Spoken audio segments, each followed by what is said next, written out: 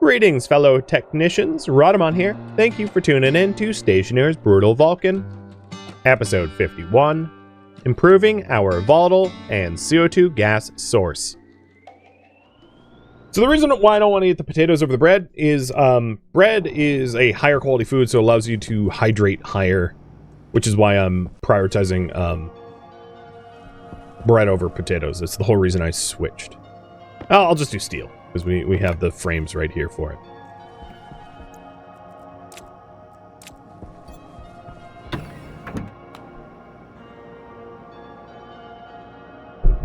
And this should not be a really tricky project, because the logic's relatively simple.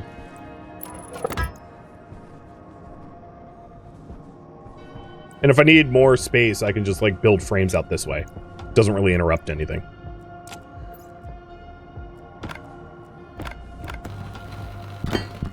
And then once the ACs and stuff are built, I can always remove the metal sheet in the frame and then put like a floor down or something like that.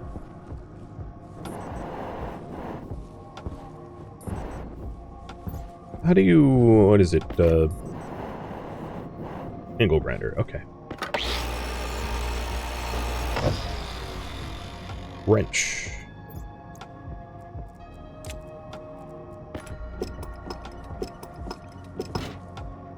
And hand drill.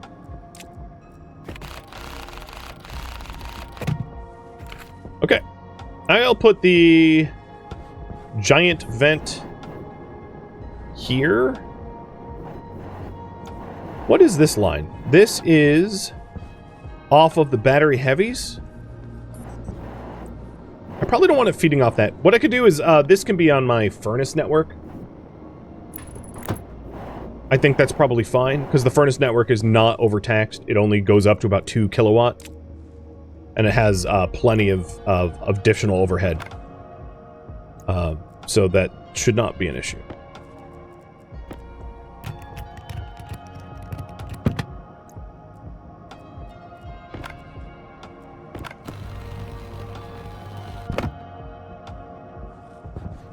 Okay, so we have the mega vent. Let's rotate the tank so that it's... oh, I built that upside down. Oh, joy.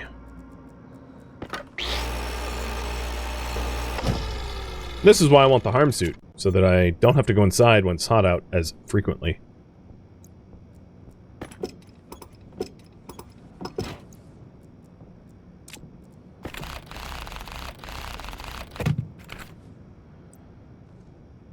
And the vent large is like absolutely overkill for this. Like, I know it's overkill, I just don't care.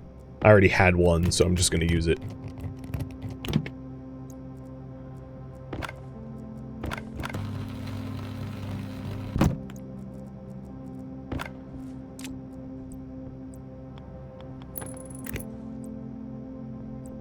Okay, there is a network merger going on here. I think it's probably the airlock for the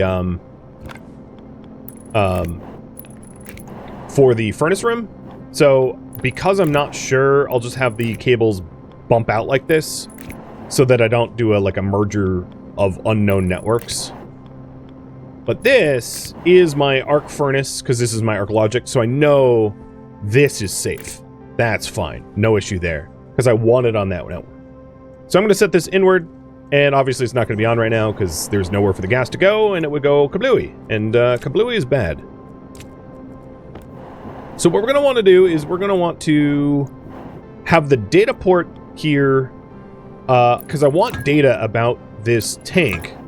So I don't want to ignore that either. So let's go make sure we hook up data to this so that we know the pressure. And that's pretty easy to do as well. So now the tank is exposed on the network. Let's also rename these two objects before I forget. So this is small tank insulated night gas. And this is night gas intake. I'll put night gas in front. It's going to be easier. Night gas, small, tank, insulated. Okay, perfect. We're going to want some more piping. And then move that atmosphere. Well, actually, I could just reuse the pipes here. I'll just want to make them change colors. So I'll correct whatever this is, because that's a T-junction. I can't fix that correctly from up here. But I'll just reuse these pipes. Waste not, want not. Alright, so let's, make these pipes orange. Because orange indicates, like, mixed gas. Or at least that's what I'm doing. It's also the color of fuel. I don't know, whatever. So now, the intake feeds into this tank. And for the first batch of this, I could probably do this by hand, because that giant intake is going to be so freaking fast. I'll be able to fill up the whole thing, like, within a reasonable amount of time.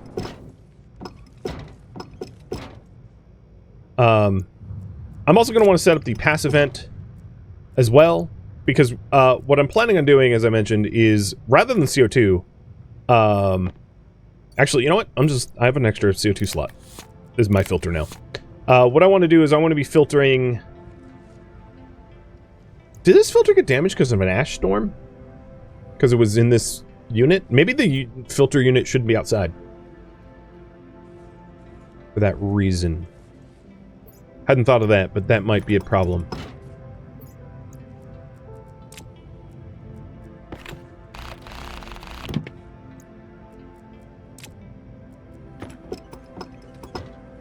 So, I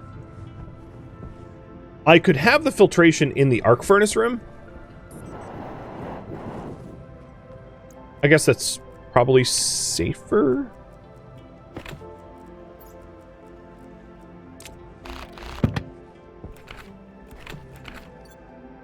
Yeah, maybe I'll put it in the arc furnace room. Because the arc furnace room has lots of space. It's spacious, so it's a good space for that thing to exist.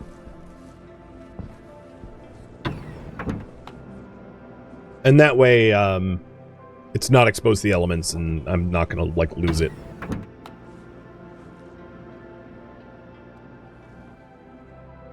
Chutes do take a lot of room up here, but not enough room that, like, I can't put one filter in here. Because all that this atmospheric unit's gonna do is filter out pollutants that I don't want. The one problem is, I'll need an alarm for the pollutant filter on this, but I can set the alarm to flash out here, and I'll know what that means. So it's not a big deal. Okay, so I could put this here. That works for me.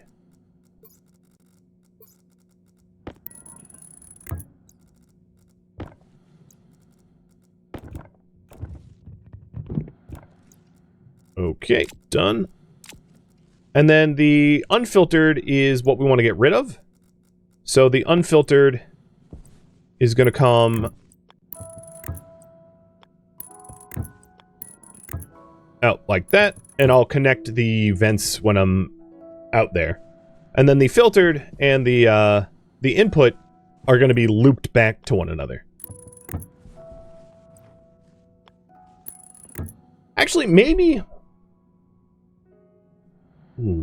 No, I'm going to do it this way. It will use up more filters, but it won't overpressurize. Because the other method is to have the vent only... the vent feed to the filter, and then the filter feed to the tank. But then the space between the vent and the filter could overpressurize. So this is a little bit more, like, overpressure foolproof. Which I'd prefer. A little foolproofing instead of the potential of like a line rupture. Alright, get this plugged in.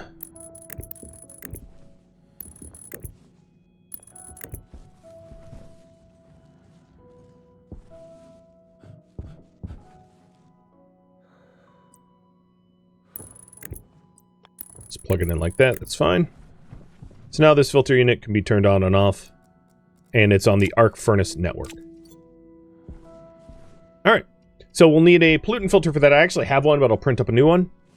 And that will filter all the pollutant out of the system, potentially. Once set up correctly.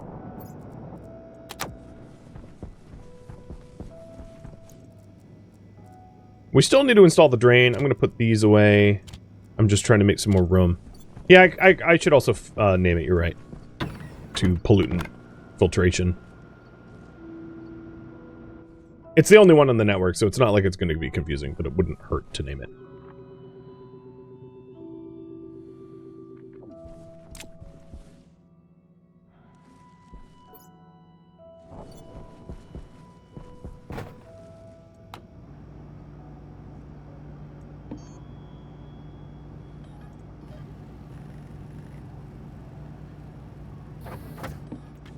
I'm not, I have no reason to condense pollutants at the moment, so it's not something I'm trying to do.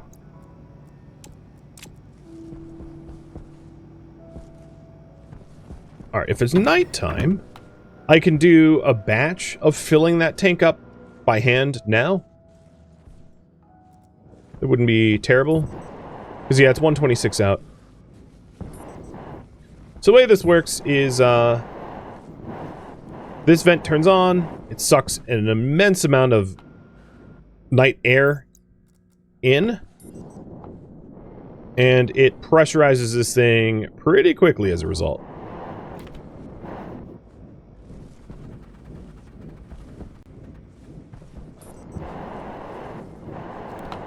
And eventually we'll hook up, so pollutant is building up in the line, as I suspected it would. Liquid pollutant that we do not want, so I'm going to drain it out, and I'll set the drain here. I'll just dump it there. So now the lines won't rupture as a result. So we're grabbing night gas, CO2, night gas vols, and night gas pollutants, and then I'm aiming to have a 40 MPa supply in this tank of gas ready to be then shoved into our base storage. So this is the gas acquisition I'm referring to. So, what I will need is more pipes. Because, that we are out of.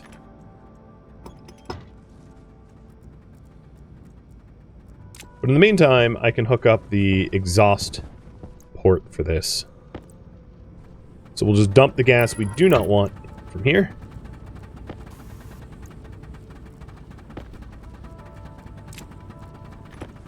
Because this is our...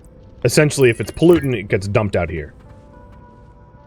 Which is going to be a little weird for the outdoor gas temp sensor. Maybe I'll move this somewhere else. I'll run this line so it's not messing with that temp sensor. So I'll dump the waste gas. I'll have to print up a lot more pipes, but I'll dump the waste gas, like, over here. And just run pipes along the edge here. Like that. Once I have more pipes. So let's make a whole bunch of insulated pipes, because that's essentially what we need to continue building the system out. And this... Oh, it's... How'd that get warm? How did this night gas get warm? Oh, it's because of the pollutant building up and liquefying. I thought the liquid drain would work faster than that.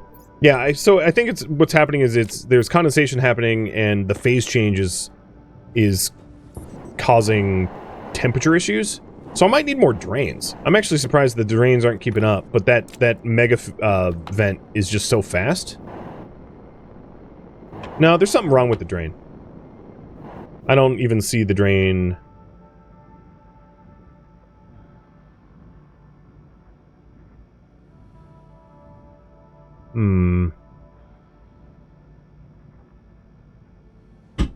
No, it's getting rid of pollutant, just not fast enough. The passive drain just can't keep up.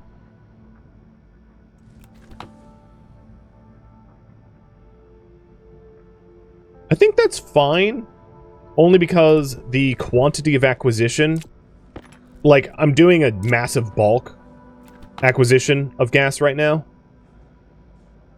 that, like, is abnormal. And if I added more passive drains, it would help a bunch. So let's print up some more straight sections and some passive drains to add as well.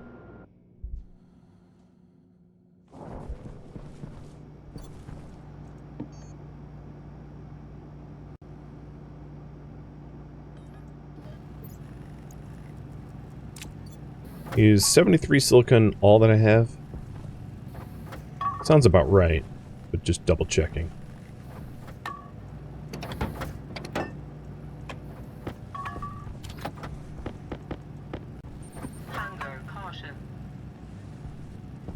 Alright, well those pipes are printing up. Let's do the fun.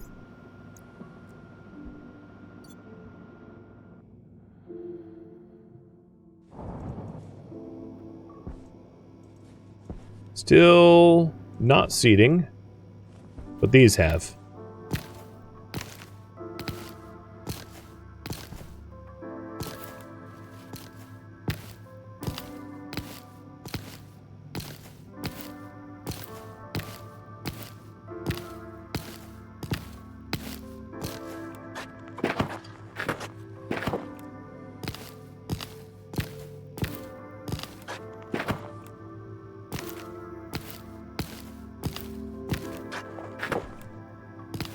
Alright. So we can make bread. And I'm keeping 2 seeds because we have... I want to have some seed, like strategic seed storage, or whatever you want to call it. Okay. Got the wheat. Probably stop making pipes. I don't know how many I'm gonna need, but I don't want them. So we have, what I did was I kept 7 wheat seeds up here so that I have like a full stack. If we have a crop loss, I can do another row of wheat. I'm hoping to avoid that, but you know, you never know. Hope for the best, plan for the worst. Alright, so 29 pipes. Put that away. So let's do a little bit of bread making, and then back to the plumbing for the atmospheric night gas intake. Which the vent is off, so it doesn't really matter what time of day it is now.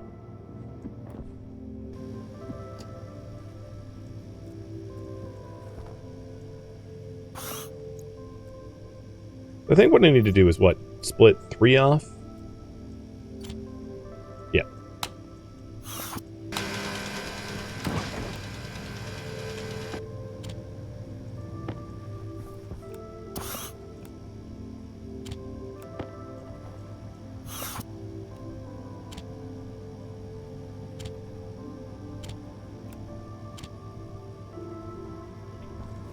And then... there we go. Bread!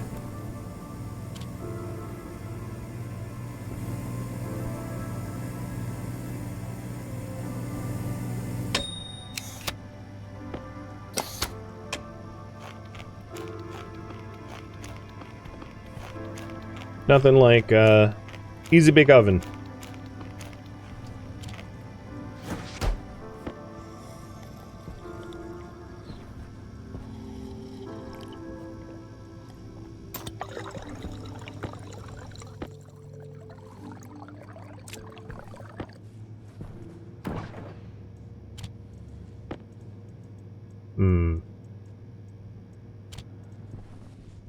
I'm just gonna let those potatoes rot.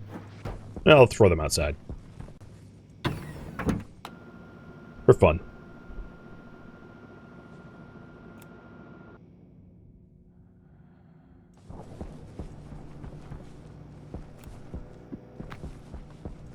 Let's get the pollutant filter in, the filtration unit, and then hook up the filtration unit to actively get rid of the pollutants, which is causing the heat. I think what I'll do is leave this off for now and do another run of it, another night batch run, where we have the filter unit running. So I'm going to get rid of the gas that's in there now, because I basically acquired the gas for free. It's not a big deal.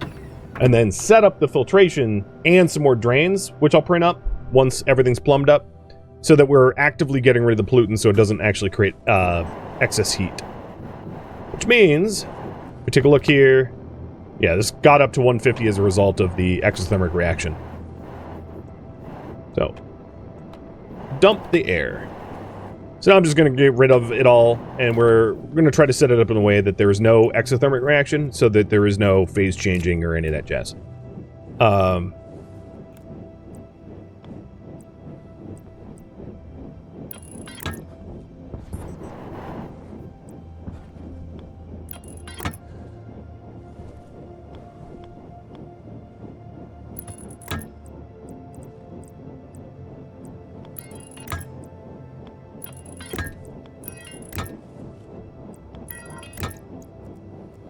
Oops. Probably not going to have enough pipes to hook up the, like, pollutant dump. But I knew that this was a work in progress.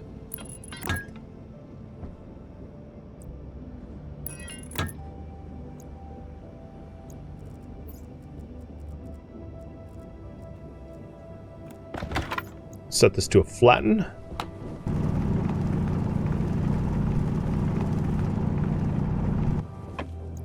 Flatten lets you remove soil. If you want to add soil, you need a totally different setup. You need the terrain manipulator and a dirt can. So...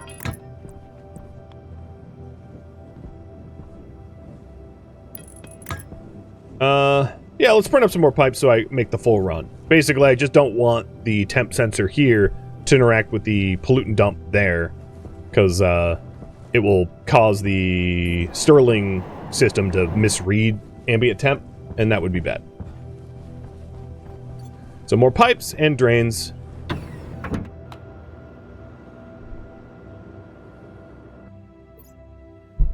Also, how much power does that vent take?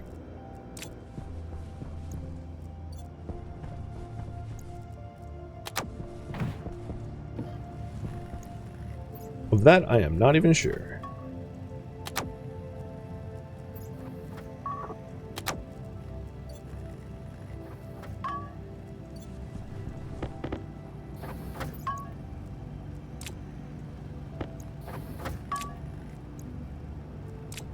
And then the next part of it is to hook up that new tank to be the input for these filter units.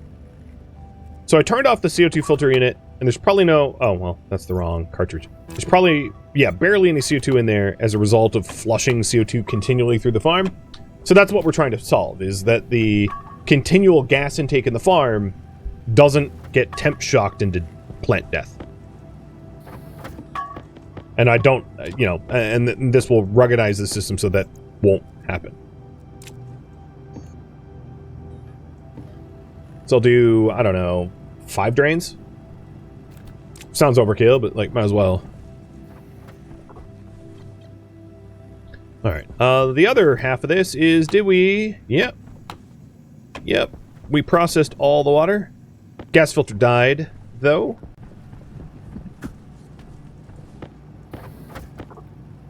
So, I guess 4 drains, because I want a water filter.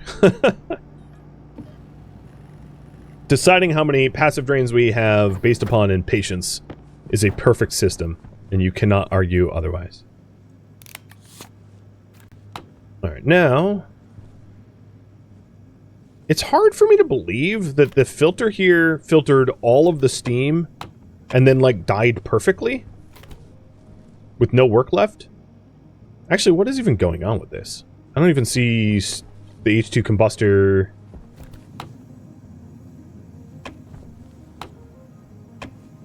What? Where did... Is it here? No? What is going on? All of that water we made went somewhere, and I'm not sure where it went. It's not here. Maybe because the filter died, we flushed it out. That's probably what happened. I, like, just wasted a whole bunch. Oh, well. All the more reason to... Because the next step of this project is to ruggedize our monitoring. So, like... Case in point, we need a better system to monitor filter health. And stuff like that.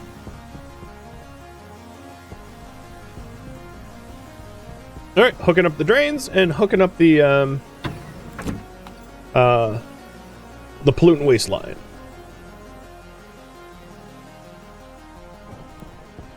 And then we'll do an intake test tonight manually, and then I'll set up the IC code to do it automatically.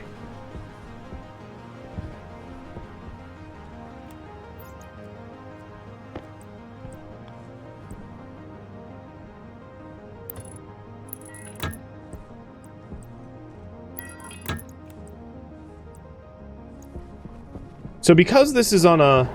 obviously we don't want to put the drains on that line, because that line is already... We know it's pollutant and it's being dumped actively. So we want the drains somewhere over here. So we'll put a passive drain there. Passive drain here. And a passive drain here. Basically, like, each in their own 1 by 1 meter square, so that they're not feeding to the same square. Alright, so that intake tank is empty and is ready for tonight. I did wonder how much power this thing takes. Oops. Jetpack low. Okay.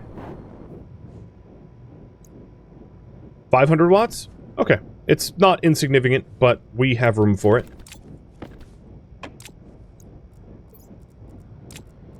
Alright, let's fill up our propellant for the jetpack, and then turn on the filter, and then prep a intake test. Jetpack low. Yeah, I'm aware, lady. Goodness.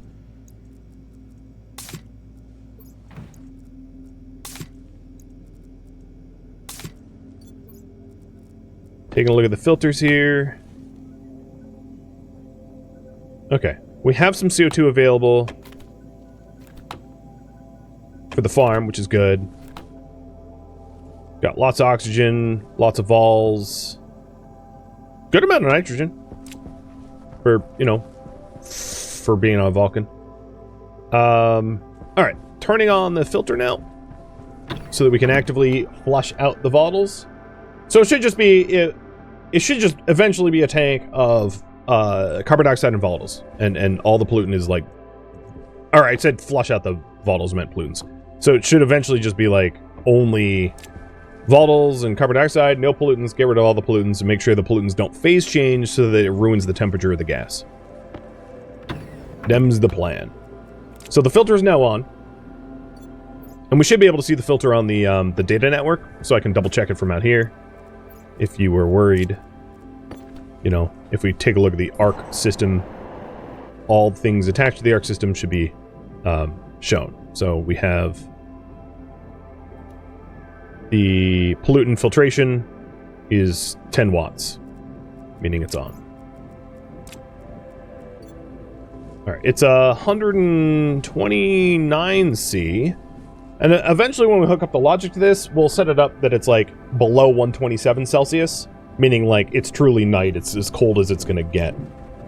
Minus, like, an ash storm at night. Because ash storms at night do get a little cooler. But, like, I'm obviously not going to code a system to accommodate the off chance that there's a ash storm. Right, so here we are. Intake time.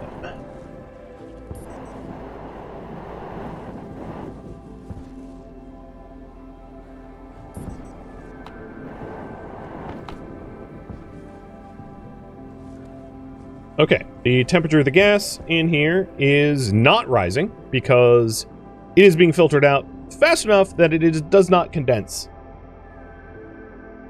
So this is I don't know what's doing it, whether it's the filters or the passive drains, but I don't really care.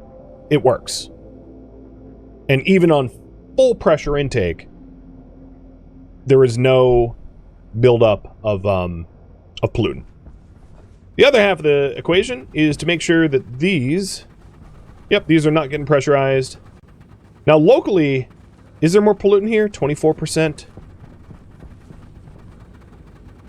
Interestingly, there's less pollutant in the pollutant dump area. And I don't know why.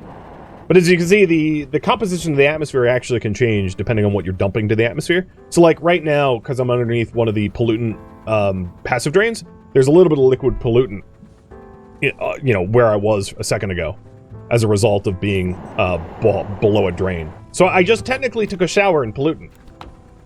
Right? See, you can see the pollutant here. Because it's flowing out of this drain. So I think the drains are what's keeping the pollutant out of the system.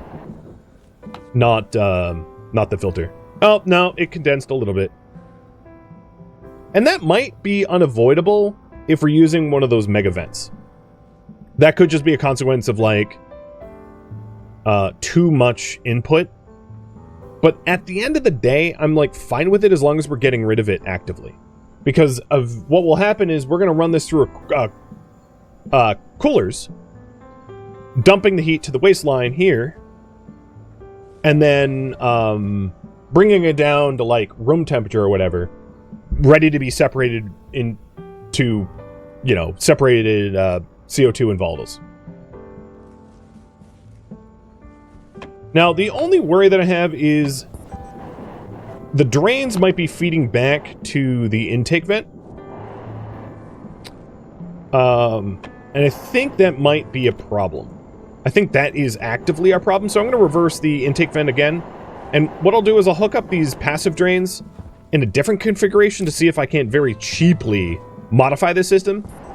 Because I know this mega vent, and what I could do is maybe downgrade the mega vent to like a slightly smaller mega vent. I think what's happening is this mega vent is sucking the liquid pollutant in before it can evaporate to world. And that's what's causing it. And like just a long pipe out to nowhere would fix that. So I'm going to try to fix it like the easiest way I know how. And if this doesn't work, it's fine. I'll just live with it.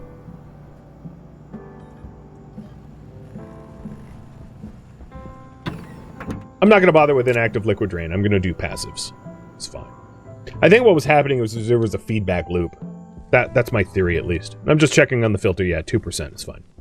The filters is not about the volume that passes through it. It's about how long it's been running actively while filtering gas. So you're, you know, doing high pressure filtration in short stints is way more efficient than low pressure continual filtration. So the low pressure continual filtration, like what I'm doing to my oxygen filter here, is technically very, very inefficient. But like, I don't care. I need to filter oxygen out of the farm because, you know, that's how I breathe and whatever.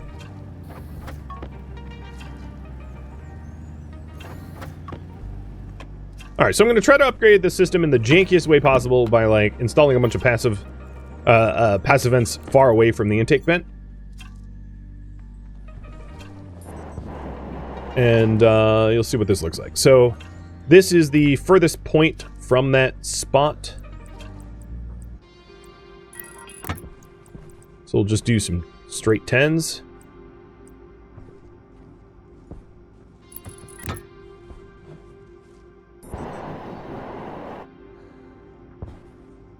Can gas vents even intake liquids? So that's not what this is really about. Those gas vents are... I'm not saying they're intaking liquids. The liquids would then evaporate once reaching Vulcan and fill the local area with a lot more higher concentrations of pollutants than would normally be present, overloading the system so that it can't handle the amount of pollutants that I'm trying to get rid of. That's the theory. It's a theory still, and I'm testing this theory now, obviously.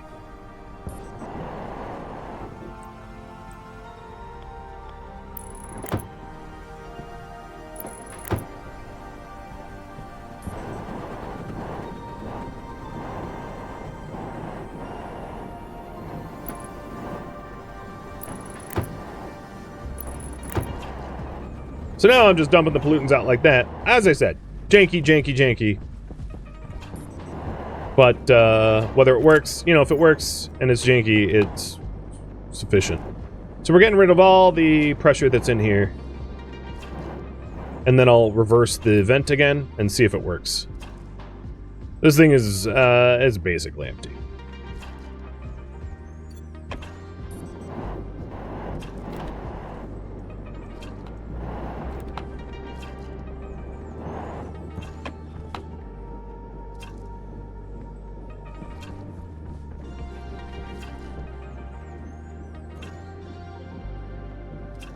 The other thing that I'm still considering is it's possible that the intake vent is pulling so much volume that the system can't handle it.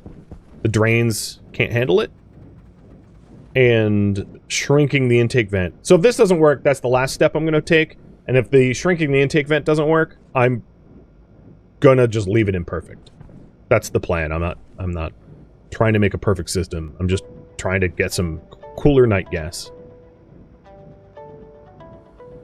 So what's probably end up happening here is if we look at the pollutant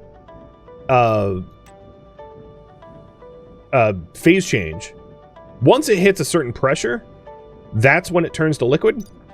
And there it is. There is the... So it's not so much... It's not so much that there's a lot of pollutant in the system, because there really isn't, right? Like, in the scheme of things, it's just not a lot of pollutant. The problem is, once the pressure exceeds... Like, so right now the temperature is... 130 C to K. So it's about 400 Kelvin, let's say. Also, it's becoming daytime, so I'm going to want to turn this off anyway. So at 400 Kelvin, here, once the pressure exceeds 5.4 megapascals, it's going to turn to a liquid. And that's essentially what's happening, is like, I'm getting rid of pollutant as fast as I can, but it phase changes, which means there's like no point in trying to prevent this. The only way for this to work is for me to set it up so that the vent leads to the filter, and then the filter leads to the tank, so that the filter never has a, you know, and there's never a chance for the pollutant to ever reach like 5 MPa or whatever. And my point is, I don't care enough, because it's easy to solve that with just some coolant loops. So, I'm not going to make any changes to the system. I'm going to call that system good, because it's just a fact of the pollutant phase changing that is unavoidable. I mean, and I could avoid it. I just don't want to. I don't want to waste more time. It's not worth my time to bother changing that anymore. I guess that's the bigger point. Is it's good enough for my purposes, and that's fine. Because the thing is, we can easily just atmospherically cool down that gas. So I'm going to print up maybe 4 atmospheric units and put them here to do a like a coolant loop. So the same way we treat our coolant for the base, I'm going to treat the gases from that intake tank and cool it down. Yeah, too much effort, too low reward. That's a good way of putting it. So yes, I know how to fix it, which is to filter the pollutants out before we pressurize it. But that means having an interim tank, measuring the pressure of the interim tank, measuring the pressure of the final tank. You know, it's a whole process that just ain't worth the effort at all.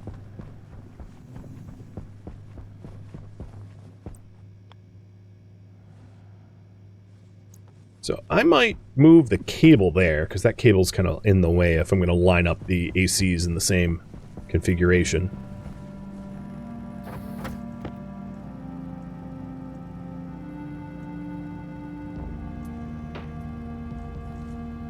And I'm already going to have to go for more bread. My goodness.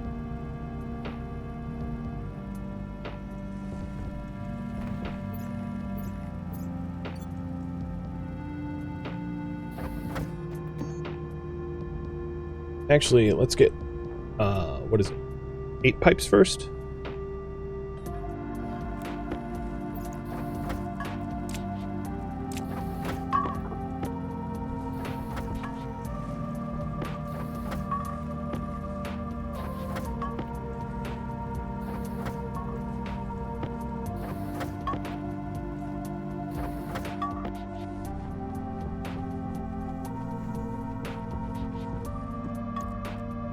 I'm also nearly out of cable coils. That's going to be another thing we're going to need. And then all of the insulator pipes.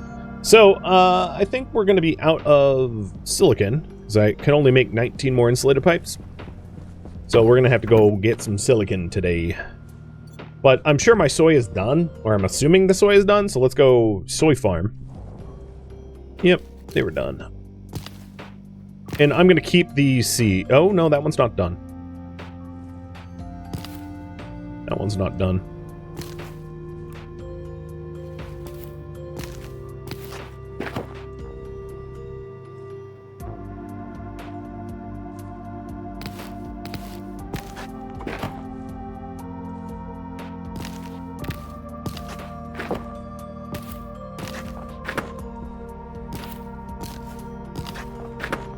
So 2 need to seed before, because I don't have any stored soy seeds. So obviously I'm going to want to build up my supply of stored soy seeds so that we can't have, like, I can replant in the case of crop loss, because we only, oh, actually, you know what? We have 8 now.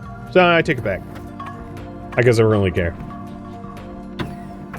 We'll eat, we'll drink, we'll put the soy away, and then we'll go get some silicon. And silicon is definitely one of the elements that should run through the arc furnace for the nitrogen. But with the new glasses and the hard suit, should be fine. Day mining, not a big deal.